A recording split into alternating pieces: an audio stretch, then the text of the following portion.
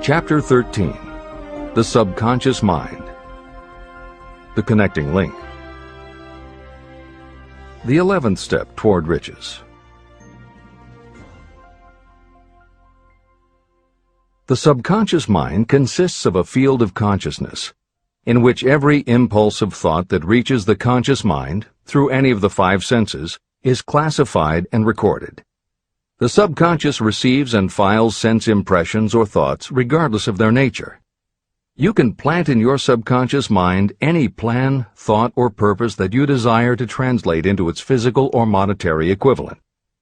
Those desires that have been mixed with emotional feeling and faith in your ability are the ones that are strongest. Therefore, they are the first to which the subconscious responds. The subconscious mind works day and night, and in some way which is not fully understood, the subconscious seems able to draw upon the forces of infinite intelligence for the power to transmute your desires into their physical equivalent. And it does it in the most straightforward and practical way. You cannot entirely control your subconscious mind, but you can hand over to it any plan, desire, or purpose that you wish transformed into concrete form. Refer again to the instructions for using the subconscious mind in Chapter 5, Autosuggestion. Editor's comments.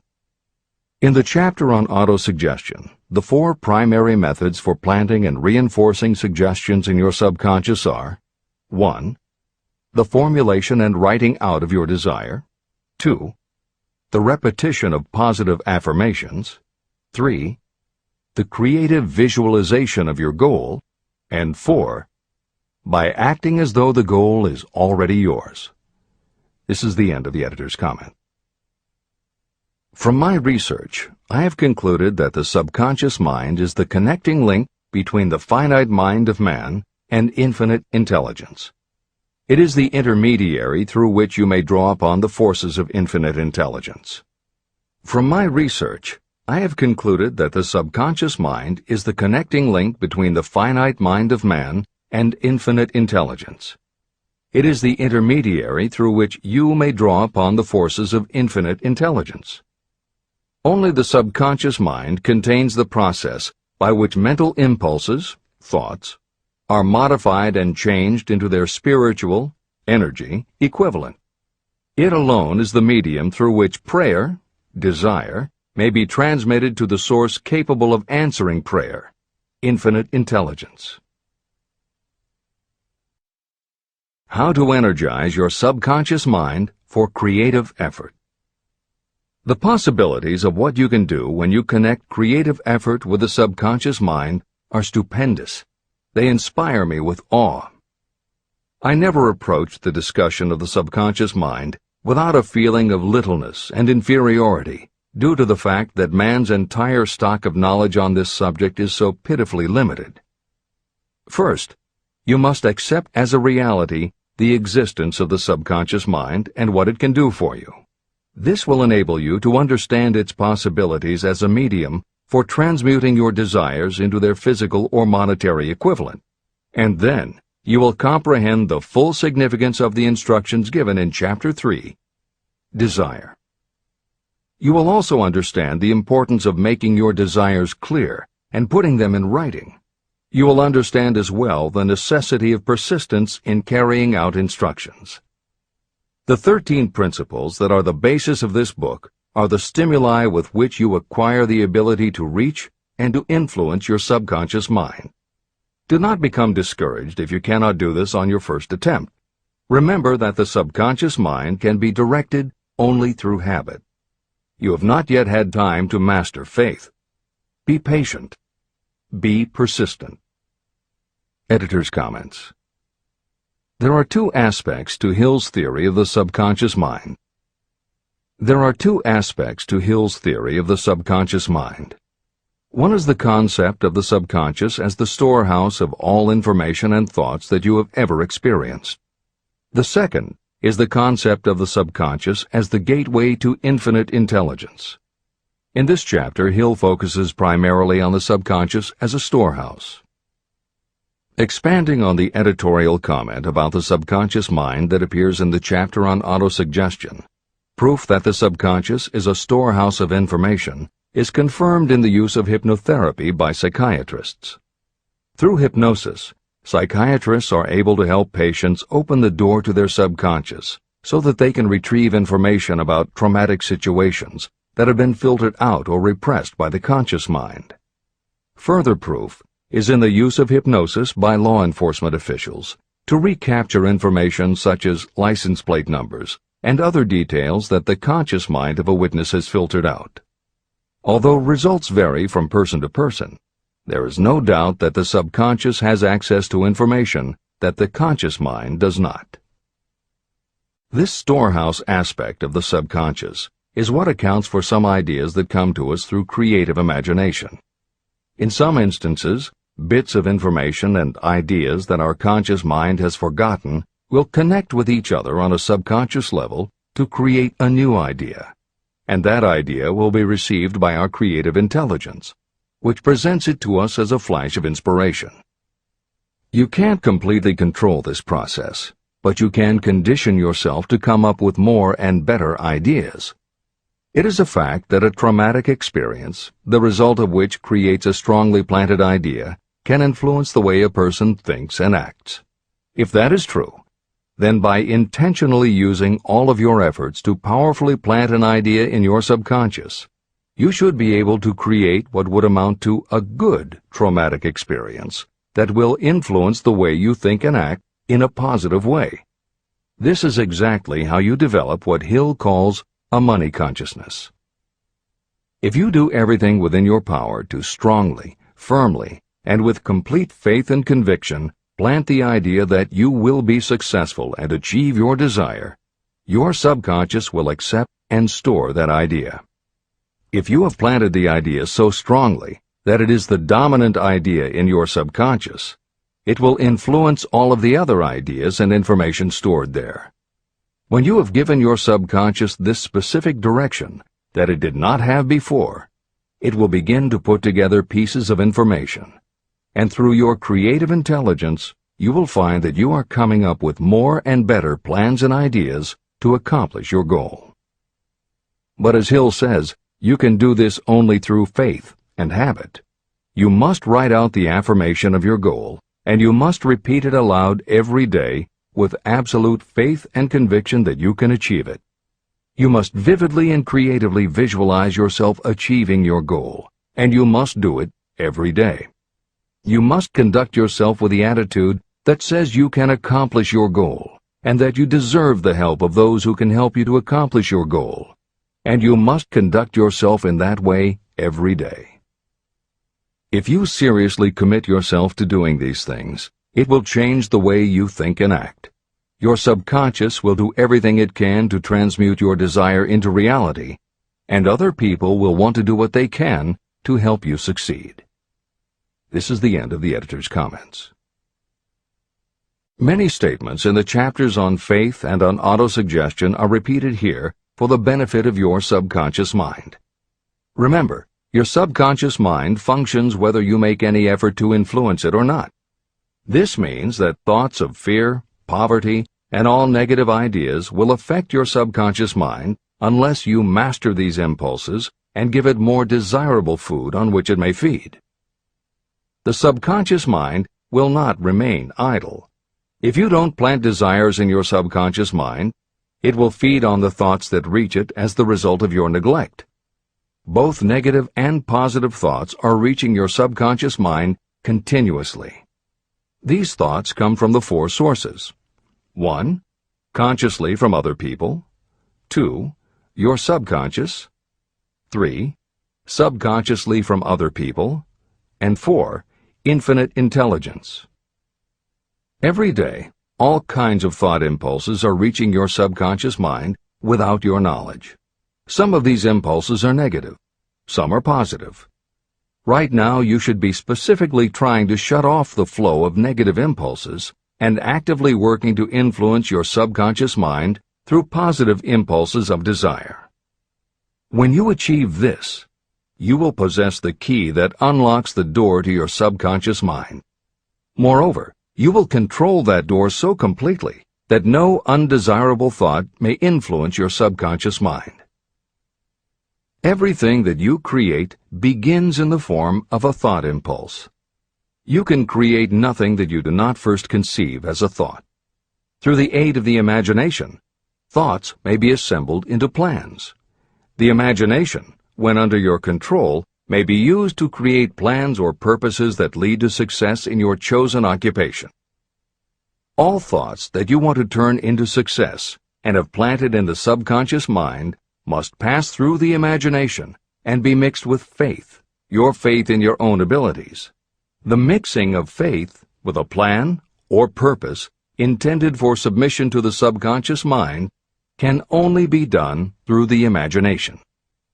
From these statements, it should be clear that if you want to make use of your subconscious mind, it will call for the coordination and application of all 13 principles of success that are the basis of this book. Make your positive emotions work for you. The subconscious mind is more susceptible to influence by thought mixed with feeling or emotion than it is by thoughts originating solely in the reasoning portion of the mind. In fact, there is much evidence to support the theory that only emotionalized thoughts have any real influence on the subconscious mind.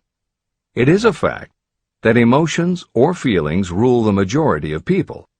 If it is true that the subconscious mind responds better and faster to thoughts that are well mixed with emotion, it is essential to become familiar with the more important of the emotions. There are 7 major positive emotions and 7 major negative emotions.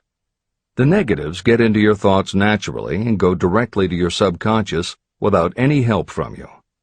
The positive emotions must be injected by you through the principle of autosuggestion into the thought impulse that you wish to pass on to your subconscious mind. These emotions or feeling impulses may be likened to yeast in a loaf of bread. They are the action element which transforms thought impulses from the passive to the active state. That is why thought impulses that have been well mixed with emotion are acted upon more readily than thought impulses originating in cold reason. Editor's comments. W. Clement Stone, Napoleon Hill's friend, mentor, and business partner, arranged for the publication of many of Napoleon Hill's later writings.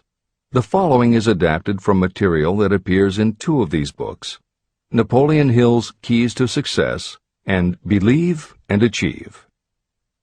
Enthusiasm is a positive mental attitude, an internal impelling force of intense emotion, a power compelling creation or expression. Being enthusiastic is an impelling external expression of action. When you act enthusiastically, you accentuate the power of suggestion and autosuggestion.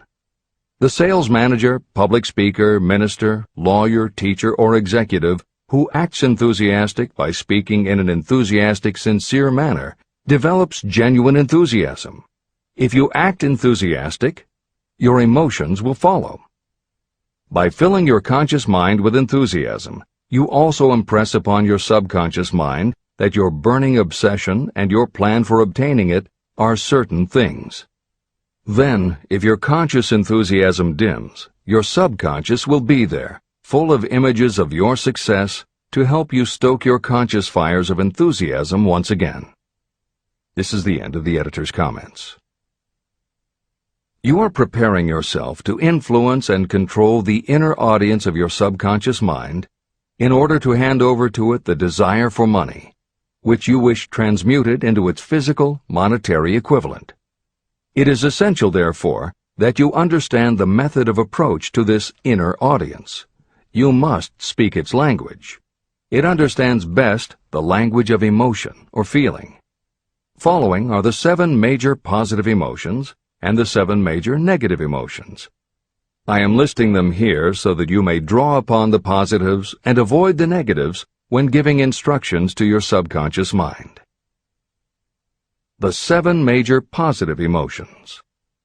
The emotion of desire, the emotion of faith, the emotion of love, the emotion of sex, the emotion of enthusiasm, the emotion of romance, the emotion of hope. There are other positive emotions, but these are the 7 most powerful and the ones most commonly used in creative effort. Master these 7 emotions. They can be mastered only by use, and the other positive emotions will be at your command when you need them. Remember that you are studying a book that is intended to help you develop a money consciousness by filling your mind with positive emotions. The 7 major negative emotions to be avoided. The emotion of fear, the emotion of jealousy, the emotion of hatred, the emotion of revenge, the emotion of greed, the emotion of superstition, the emotion of anger. Positive and negative emotions cannot occupy the mind at the same time. One or the other must dominate. It is your responsibility to make sure that positive emotions constitute the dominating influence of your mind. That is where the law of habit will help you. Form the habit of applying and using the positive emotions. Eventually, they will dominate your mind so completely that the negatives cannot enter it. Only by following these instructions literally and continuously can you gain control over your subconscious mind. The presence of a single negative in your conscious mind is sufficient to destroy all chances of constructive aid from your subconscious mind. Editor's comments. Napoleon Hill's concern about the susceptibility of the subconscious mind to negative thoughts, emotions, and comments is well known to professionals who work with these techniques. In clinical hypnotherapy, there is an axiom referred to as the law of reversed effect, which states that whenever there is a conflict between imagination and willpower, the imagination wins. When you attempt to plant an idea, if the subconscious already harbors a negative, trying to force the new idea has the reverse effect, because the subconscious becomes obsessed with defending its established negative idea.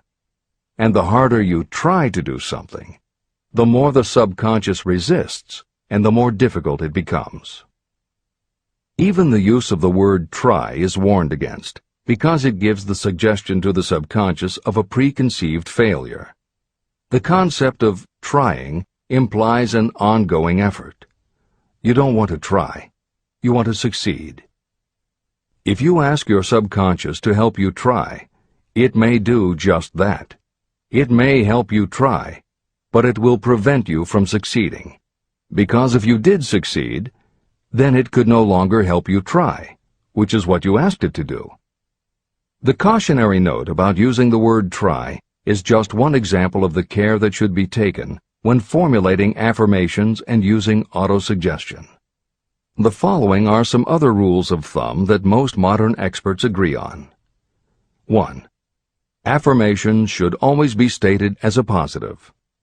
Affirm what you do want, not what you don't want. 2. Affirmations work best when they are short and very clear about a single desired goal.